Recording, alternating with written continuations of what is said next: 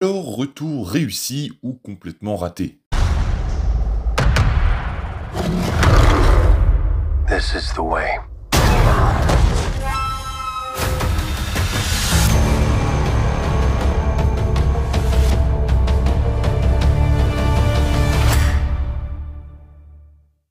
The Mandalorian est sûrement la série préférée des fans de Star Wars. Elle avait su convaincre de par sa première saison envers sa nouveauté et l'arrivée des séries sur Disney+, mais surtout et avec cette saison 2 qui avait su conquérir les plus grands fans avec l'arrivée d'un énorme fanservice qui avait su nous convaincre. Aujourd'hui, le GOAT de Star Wars depuis l'ascension de Skywalker est de retour, le roi est de retour, Mando et Grogu, le duo préféré de toutes les personnes ici présentes sont de retour aujourd'hui sur Disney+, avec ce premier épisode de la saison 3, on en parle aujourd'hui. Salut tout le monde, c'est Spidey, on se retrouve aujourd'hui pour la critique, la review du premier épisode de la saison 3 de The Mandalorian, que j'ai découvert en sortant de Creed 3, donc gros programme cet après-midi, et donc qu'est-ce que j'en ai pensé? Pour répondre à cette question tout de suite, je précise simplement qu'il y aura des spoilers, 100% spoilers donc pour cette vidéo, n'hésitez pas à vous abonner, liker, partager, et on en parle. Mando est donc de retour avec Grogu et doit réparer ses erreurs pour redevenir un Mandalore. Cet épisode, il va donc se rendre sur une planète inconnue, il me semble que c'est Tatooine, où je n'ai pas eu la bonne référence, où il va retrouver l'armurière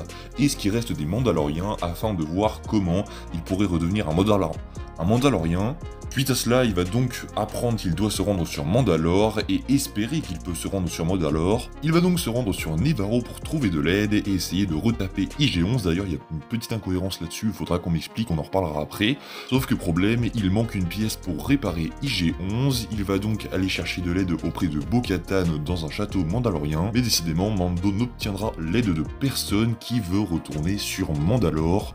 Il ira donc sur Mandalore seul. Du coup, qu'est-ce que j'ai pensé de cet épisode? Un plutôt bon départ pour cette saison 3, un moins bon départ que pour la saison 2, qui était vraiment un gros épisode où on montrait donc l'arrivée du...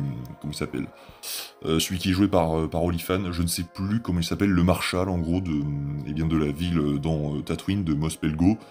Et du coup, on avait toute cette histoire avec donc le Dragon Krayt qui était enfoui dans le sable et qui embêtait donc les hommes des sables. Là, pas du tout, on va plus se rendre sur Mando qui cherche de l'aide en gros pour aller sur Mandalore, et on lui explique que Mandalore c'est dangereux, que c'est pas forcément une bonne idée d'y aller, mais Mando n'a pas le choix, il doit y aller, et j'ai trouvé ça plutôt cool. On se concentre plus sur la découverte de Nevarro, donc vraiment l'épisode est concentré sur Nevarro qui est, je trouve, magnifique, le changement est brutal, enfin bref, tu sens vraiment le renouvellement dans la ville, et j'ai plutôt kiffé ces moments-là où on est dans la ville, où Mando découvre donc comment Nevarro a évolué. J'ai trouvé ça plutôt cool. Il y a une rêve très intéressante qui nous utilise peut-être quelque chose envers Ezra, donc qui est dans Star Wars Rebels, puisqu'à un moment quand c'est dans l'hyperespace, on voit des bêtes derrière en fait l'hyperespace qui sont présentes seulement dans Star Wars Rebels, donc c'est peut-être un easter egg, ou peut-être juste que c'est un easter egg, ou peut-être que c'est un teasing pour la suite, nous verrons bien. Pour qu'on a plus d'humour dans cet épisode 1, c'est pas forcément un problème, sachant que je pense vraiment qu'il va disparaître d'ici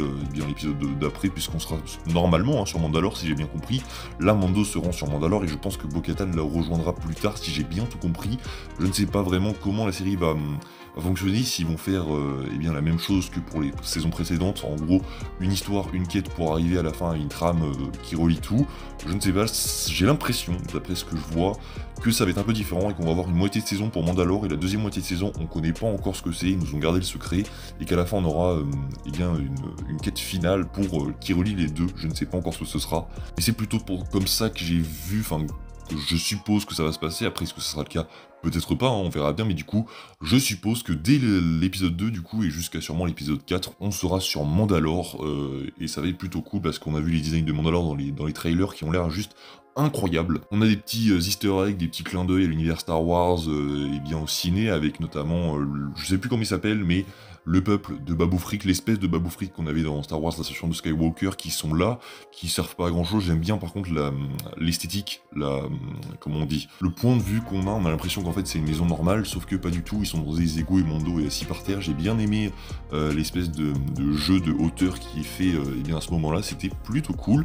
Voilà, il n'y a pas grand chose d'autre à dire à part la scène post-crédit, où du coup, ça nous utilise le Marshal, encore une fois, j'ai paumé son nom, j'ai vraiment paumé son nom. Un bon départ, mais il faut faire attention à pas tomber non plus dans les travers de The Book of Boba Fett qui nous a beaucoup déçus. Je pense que ce sera pas le cas. Ceux qui ont peur, je pense qu'il faut se rassurer parce que c'est un premier épisode. The Book of Boba Fett, c'était ces épisodes-là en fait tout le temps, tout le temps, tout le temps, mais là on va nous apporter des guests en plus, il y aura plus d'enjeux normalement, ça va pas se passer que sur Tatooine, et on aura des choses un peu plus intéressantes à l'écran, donc je pense qu'il ne faut pas du tout s'en faire, que ce n'est qu'un début. En plus, eh bien on revoit notre duo préféré, Mando et Grogu. D'ailleurs Grogu, grosse pompe afrique, encore une fois, on voit que faire des trucs mignons. C'est assez tiré par les cheveux pour le coup, parce que on sent vraiment que Disney veut pousser pour se faire du fric sur Grogu, parce qu'à chaque fois qu'on le voit on est... Ah, le moment où il veut essayer d'attraper un des babou frics, c'est hilarant, vraiment, c'est super drôle, super bien pensé. Et ben c'était plutôt une réussite pour cet épisode. Voilà pour ce que je pouvais vous dire. Il n'y a pas grand chose d'autre à dire pour cet épisode parce que ça ne tease pas grand chose à part que du coup on voit un château Mandalorian qui est juste magnifique. Dommage qu'on n'en voit pas plus. Du coup on voit que Bo-Katan est la dernière. Mais pas grand chose à dire de plus du coup sur cet épisode. J'espère qu'il vous a plu. Dites-moi en commentaire ce que vous en avez pensé. Ça m'intéresse vraiment. On se dit nous à la prochaine. C'était Spidey. Prenez soin de vous. Salut tout le monde.